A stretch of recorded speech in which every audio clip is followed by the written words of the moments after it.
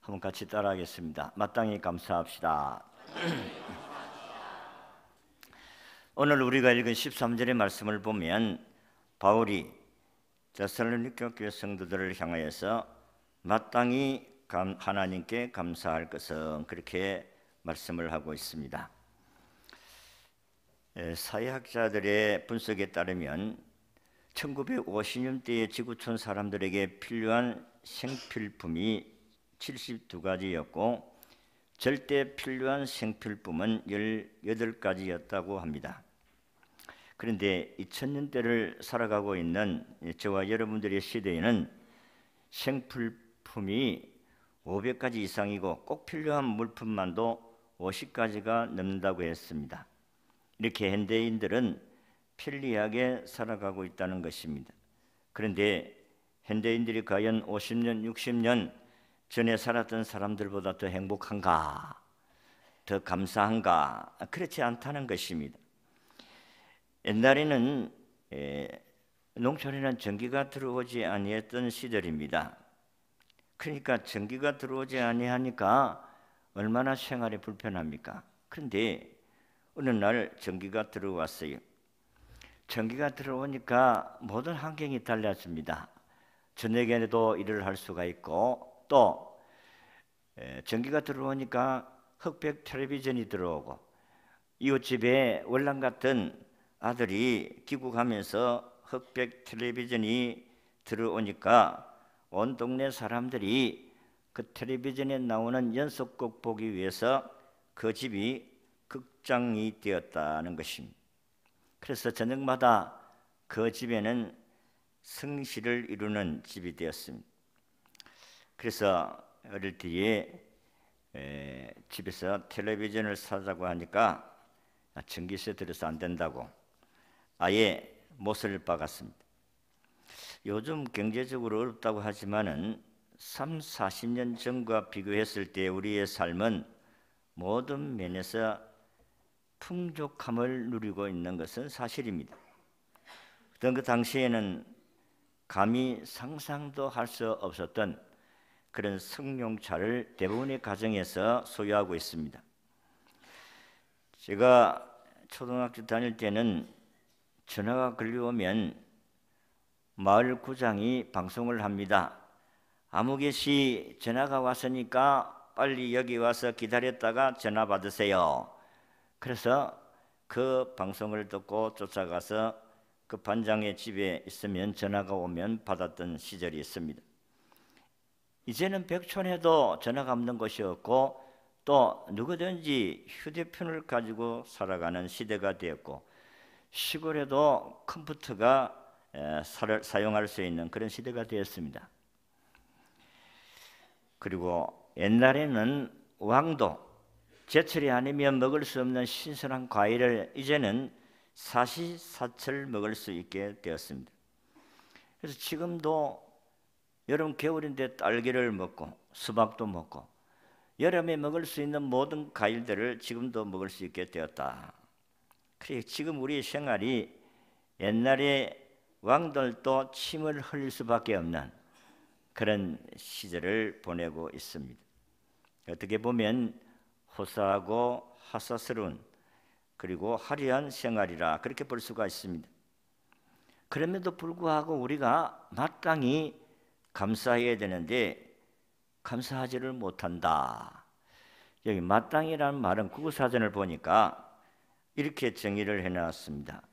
그렇게 하는 것이 이치에 맞다. 지금 우리가 감사하고 사는 것이 이치에 맞는 일이다. 마땅히 감사하면서 살아야 되는 줄로 믿습니다. 마땅히 감사하며 살아야 되는 것이 우리인데 마땅히 감사를 하지를 못하고 산다 하는 것입니다. 우리 젊은이들 아이들은 이해하지를 못하지만은 옛날에 쌀밥 한 번 먹고 싶은 또 어떤 가정은 참 배부르게 한 번 먹고 살다가 죽었으면 이런 시절이 우리에게 있었다는 것입니다. 근데 우리는 겨울의 올철 시절을 모른다고 옛날을 잊어버리고 현실을 살다가 보니까 또 비교하고 살다가 보니까 사람들이 감사는 없고 항상 원망과 불평이 있다 하는 것입니다. 그렇습니다. 여러분들이 생활 가운데 정말로 감사가 일어나느냐? 감사가 없어요. 이야기를 하다가 보면 또 옛날에 이야기를 하다가 우라통이 터져가 또 불평이 놀라고 어이 감사해야지. 이렇게 사는 것이 우리의 현실이다 하는 것입니다. 자, 그래서 오늘 아침에는 마땅히 감사해야 할 것이 무엇인지를 말씀드리면서 참으로 우리가 감사하면서 살아야 되겠다. 그 첫 번째가 하나님이 우리를 택하여 주셨다는 사실에 감사하면서 살아야 된다는 것입니다. 13절의 말씀을 보면 하나님이 처음부터 너희를 택하였었다 그랬습니다. 다시 말해서 특별히 많은 사람들 가운데 너희를 뽑으셨다는 것입니다. 세계 65억 인구 가운데서 하나님이 여러분들을 선택해 주었다는 것입니다. 우리 그리스도인들에게 최고의 감사가 바로 하나님께서 나를 택해 주셨다는 것입니다. 그래서 바울은 하나님으로부터 선택받았다는 이 감격과 기쁨을 자신이 서신 서두에 기록하고 있다. 자기는 하나님께 나아갈 수 없고 하나님 사도가 될 수가 없었는데 하나님이 예수님이 나를 사랑하셔가지고 선택해 주셨다는 것에 대해서 얼마나 감사하는지 모릅니다. 그래서 그는 서신의 앞에 서두에 항상 이렇게 서신을 쓰고 있습니다. 고린도전서 1장 1절에도 하나님의 뜻을 따라 예수 그리스도의 사도로 부르심을 입은 바울이라.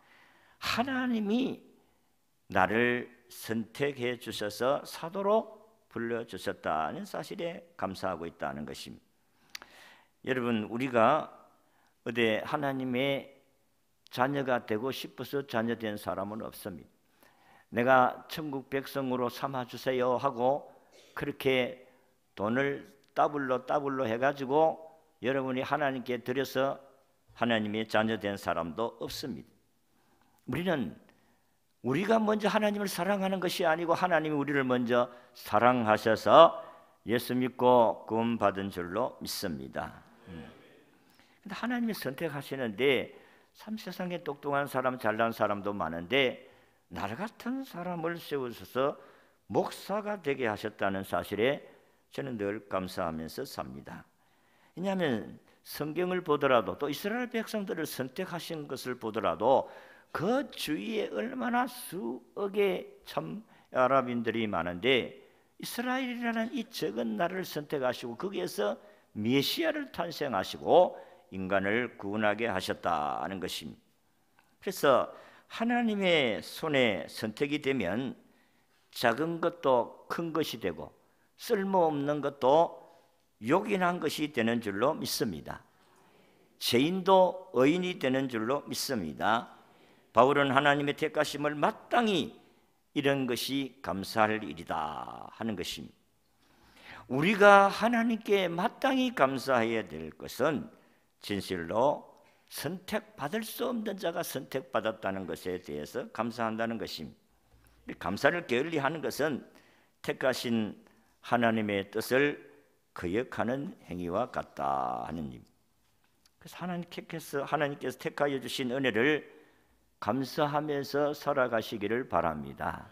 오늘 이렇게 여러분들이 성일이 되어서 하나님께 나와서 예배 드릴 수 있도록 인도하신 이 하나님은 나를 선택해 주셨기 때문에 여러분들이 이곳에 왔다는 것입니다.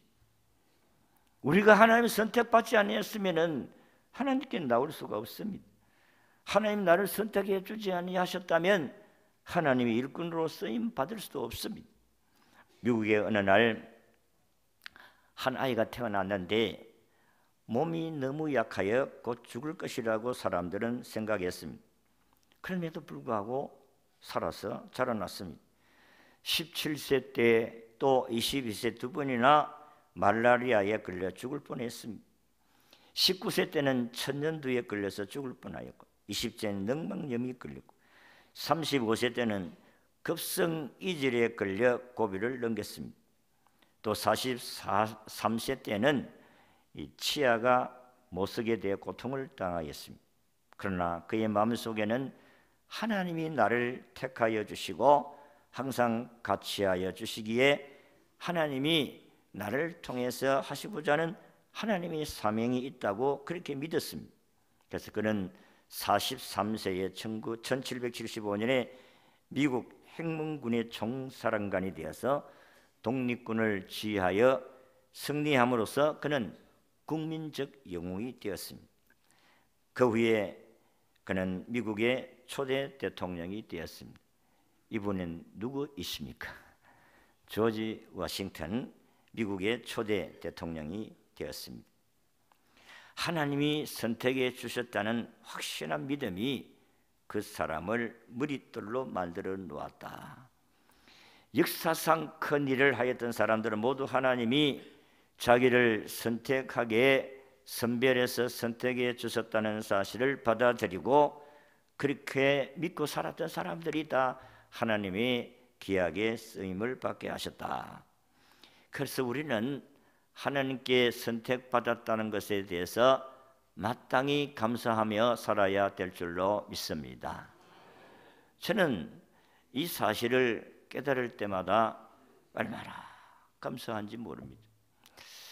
오늘 새벽에도 이야기했지만은 김상호 장로님이 자기가 천국 지옥 갔다 온 것을 자기 아들이 기록을 쓰게 해서 책을 만들었는데 그 책의 제목이 깡통을 차서 빌어먹더라도 깡통을 차고 빌어먹더라도 거지가 되지 마라. 지옥은 오지 마라. 이런 제목으로 책을 저술했습니다. 이 깡통을 차고 빌어먹더라도 지옥만은 가지 말라고 이렇게 제목을 걸고 책을 쓴 이유가 있습니다. 그 책을 보니까 참으로 인간적으로는 예수를 믿을 수 없는 사람이 자녀가 2남 5년대에 예수 믿고 3개월이 됐는데 딸이 하나님을 불러갔어요. 그냥 아이 머리야 하면서 며칠 앓다가 돌아가신 거예요.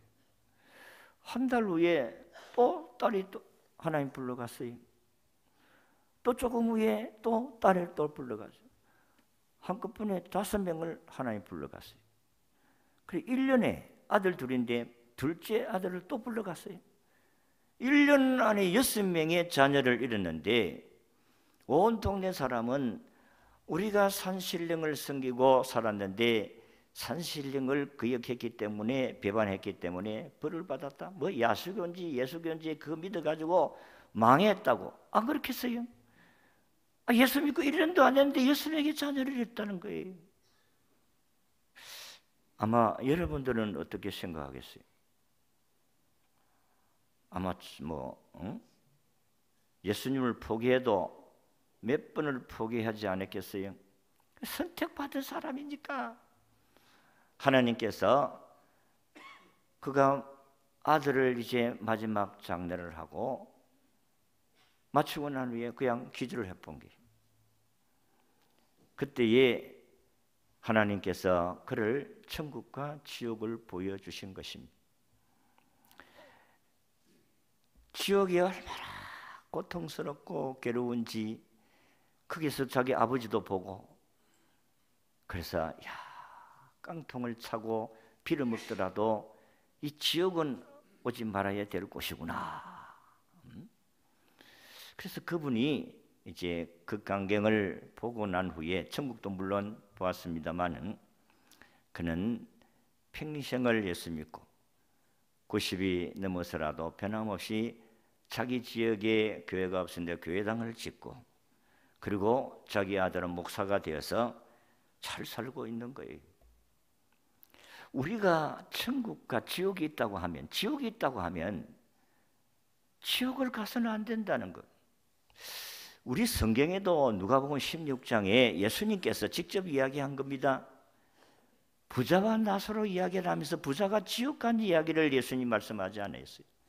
얼마나 고통스러웠는지 그 지옥 간 부자가 우리 형제들을 이 세상에 5명 있는데 이 동생들이 지옥에 오지 않도록 저 죽은 나사로를 자기 집에 부자로 살았는데 자기 집 대문간에 나사로는 거지가 늘 얻어먹고 그렇게 살았는데 지금 천국 갔는데 그래서 너무너무 참 안타까워가지고 하나님 보고 아브라함 아버지 보고 아브라함 아버지여 저 죽은 나사로를 살려서 우리 세상에 보내가지고 우리 동생들에게 너희 형님 지옥 갔더라고 이야기하시면 우리 동생들이라도 이 지옥 오지 않지 않겠습니까? 그렇게 이야기했을 때에 지옥은 한 방울의 물도 허락하지 않은 그런 냉정한 곳이에요. 물 한 방울만이라도 입을 좀 서늘하게 해주시옵소서. 여러분 지옥은 냉정한 곳입니다. 끝난 곳이에요.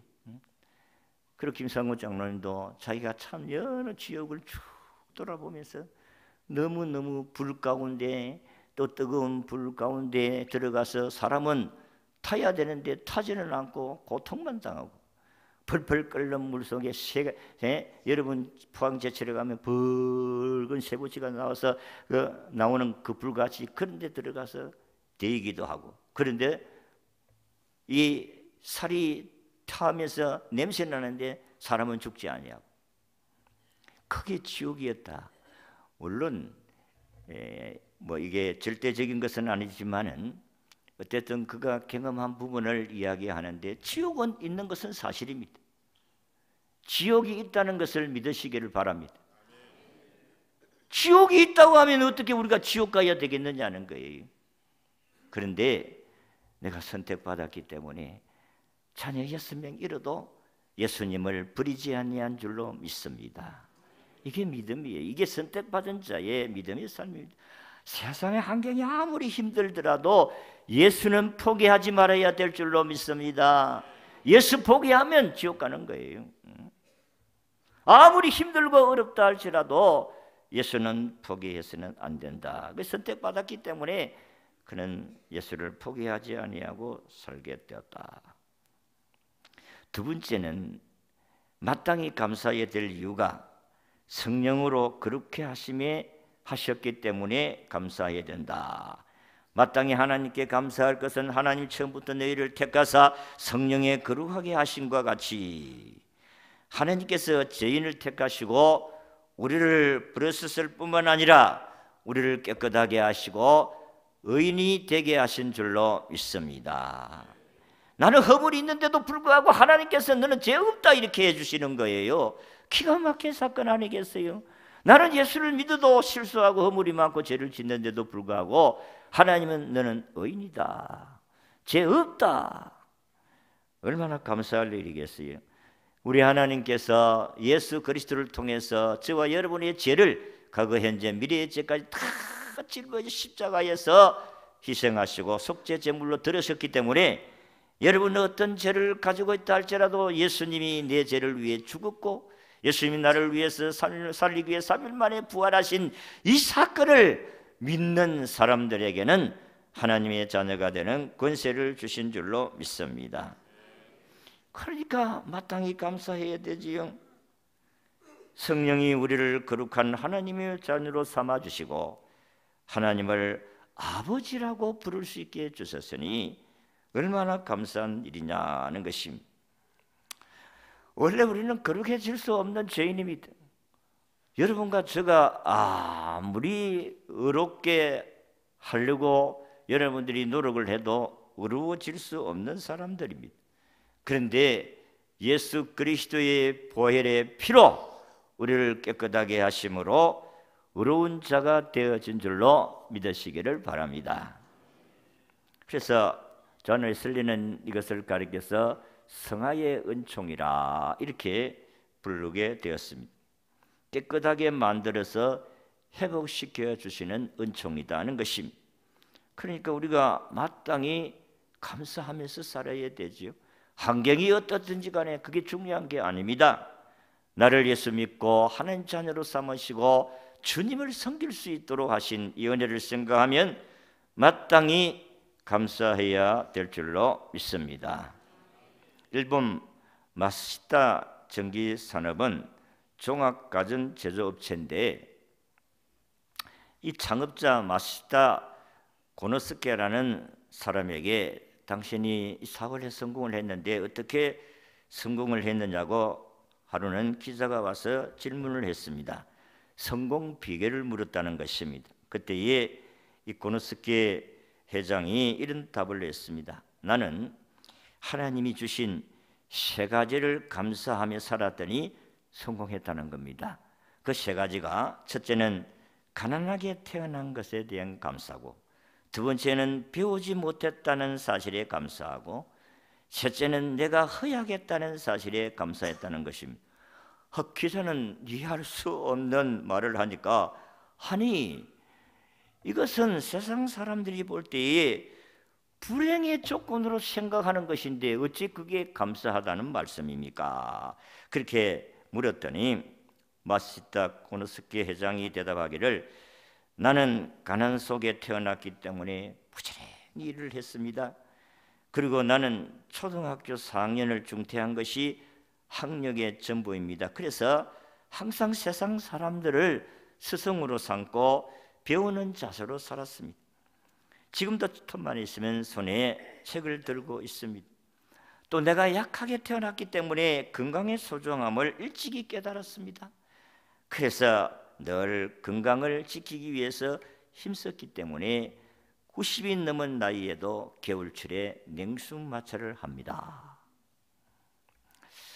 이와 같이 하나님이 나에게 준 환경들이 나를 이만큼 성장시켜 주셨으니 나는 언제나 하나님께 감사하는 마음으로 살아갑니다.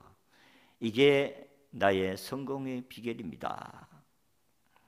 여러분, 우리가 생각해 볼 때 감사할 수 없는 환경인데도 오히려 하나님이 나에게 가난을 주시고 하나님이 나에게 배우지 못한 것, 하나님이 나에게 약하게 태어난 것을 오히려 하나님께서 나를 더 건강하게 만들고 더 열심히 배우게 만들고 또 하나님께서 더 부지런하게 하셔서 이렇게 성공할 수 있게 해주셨다. 이게 다 하나님이 나에게 이것을 통해서 이루어지신 축복이다. 여러분, 하나님이 여러분을 택하시고 불에 써서 죄 용서받게 하시고 거룩한 삶으로 살아가게 하신 저와 여러분들을 하나님이 우리에게 이 땅에 사는 날 동안에 필요한 모든 것을 넘치도록 채워주시는 줄로 믿습니다. 감사해야 돼요. 근데 여러분들이 성질 나면 감사가 돼야 안 돼요? 감사 안 되지. 열받았는데 무슨 감사합니까? 떡국 열리는데 무슨 감사가 돼요? 그래서 참 나는 떡국 열렸다는 말을 처음에 여기 와서 이해를 잘 못했어요. 내 떡국 열렸다. 무슨 떡국이 열렸노? 내 밑떡국이 열렸나? 나는 떡국 열렸다는 말을 이해를 잘 못했어요. 나중에 보니까 성질이 나서 그 성질을 못 이길 형편이 되었다 하는 것을 이해할 수가 있었습니다. 우리는 예수님을 통해서 주시는 구원의 은총을 기억하고 마땅히 감사하면서 살아야 될 줄로 믿습니다. 세 번째는 진리를 믿음으로 구원을 받게 하신 것에 대해서 감사한다 하는 것입니다. 우리 13절을 한 번 더 읽겠습니다. 시작.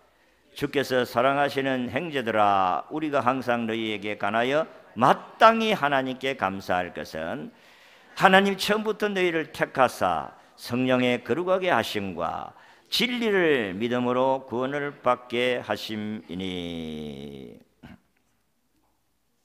여기 진리는 예수님을 가리키는 말씀입니다. 그러니까 내가 예수님을 믿음으로 구원을 받게 되었다는 것입니다. 구원은 인간의 행위나 업적에 의해서 얻어지는 것이 아니라 오직 예수 그리스도의 십자가의 공로로 얻어지는 하나님의 선물인 줄로 믿습니다. 구원을 얻기 위해서 우리의 1%의 우리의 노력이나 우리의 업적은 아무 소용이 없어요. 내가 하나님께 10억의 헌금을 했기 때문에 내가 구원을 받고, 내가 하나님을 위해서 성전 짓는 데 내가 노력을 했기 때문에 내가 구원을 받고 내가 하나님의 교회에 착한 일을 많이 했기 때문에 구원을 받는다.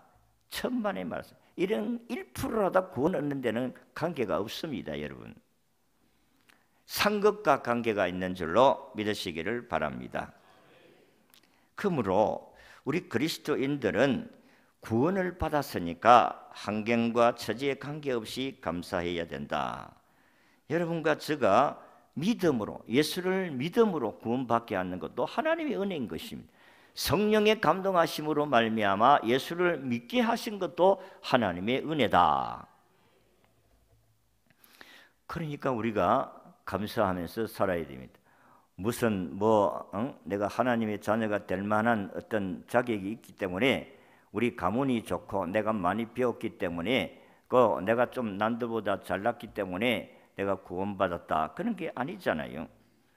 예수를 믿어 구원을 받게 하신 것은 전적으로 하나님의 선물이다. 알래스카 주립대학 김충근 교수님의 간증입니다. Why me라는 책이 있습니다. Why me? 왜 나입니까? 김 교수는 37세의 젊은 나이에 미국 페퍼다인 대학교에서 교수로서 최우수 교수상을 받기도 하는 아주 똑똑한 교수였어요. 그런데 어느 날 악성 간경화로 인해서 1년도 못 산다는 선고를 받습니다. 흐느끼는 아내의 소리를 들으면서 Why me? 왜 나입니까? 하나님, 왜 하필이면 내가 이런 병에 죽어야 됩니까? 하나님께 울부짖었습니다.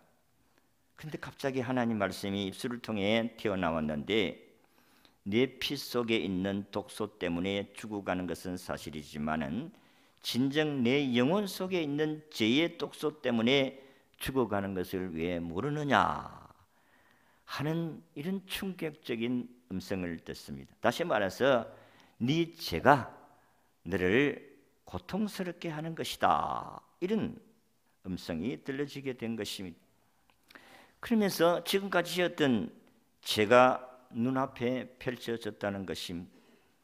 그래서 그는 회개하는 가운데 한 상을 보게 되는데, 하얀 옷을 입은 분이 껴안아 주시면서 부드럽게 등을 3번 두드려 주셨다는 것입니다.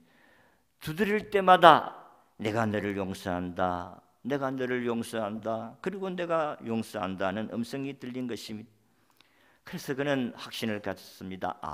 하나님이 나의 죄를 사해 주시고 나의 질병을 고쳐주시는구나. 확신을 가지고 식이요법을 시작해서 약 한 번 쓰지 아니하고 죽음에서 고침을 받은 줄로 믿습니다.